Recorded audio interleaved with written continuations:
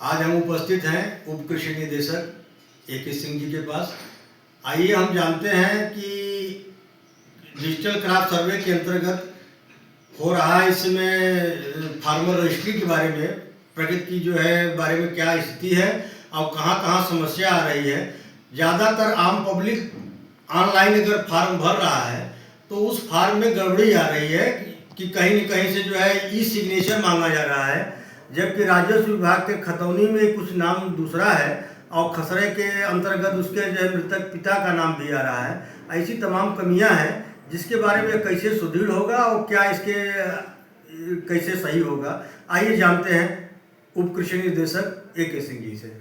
देखिए, आजकल जो डिजिटल क्रॉप सर्वे के अंतर्गत पहले तो क्रॉप रजिस्ट्री थी, इस समय फार्मर रजिस्ट्री चल रही है। फार्मर रजिस्ट्री में है कि किसान को अपना आधार जिसमें उनका मोबाइल जुड़ा हुआ है वो मोबाइल लेके जाना है।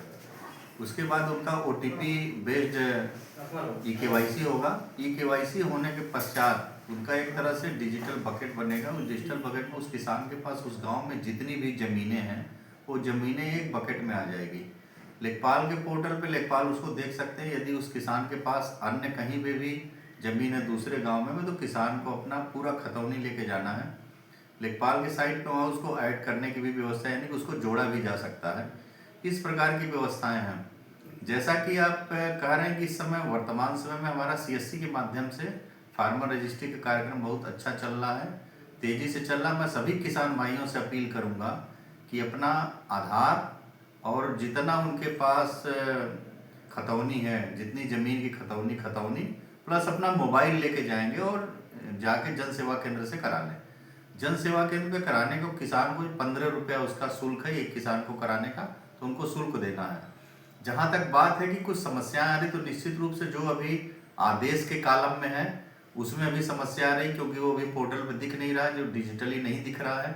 दूसरा, जो अभी किसी का नाम जैसे तत्काल में अगर हुआ विरासत के द्वारा, अभी वो भी नहीं आ रहा, तो इसमें थोड़ी समस्याएं आ रही। लेकिन इससे बहुत ज़्यादा घबराने की ज़रूरत नहीं है। जिन किसानों का सिंगल खाता है उनका बहुत आसानी से हो जा रहा है। तो मैं सभी किसान भाइयों से अपील करूंगा कि वो अपने नज़दीकी जन सेवा केंद्र जो उनके गांव में है जाकर वहां पे पूरी अपनी खतौनी, आधार और मोबाइल नंबर लेके जाएंगे और अपना फार्मर रजिस्ट्री कराएंगे। फार्मर रजिस्ट्री कराने से जो आगे लाभ है किसान को, एक तो उनको डिजिटल KCC बन जाएगा, यानी कि बैंक में मुश्किल से 5 से 7 मिनट में, अधिकतम हम कहें तो 10 मिनट में उनका किसान क्रेडिट कार्ड बन जाएगा।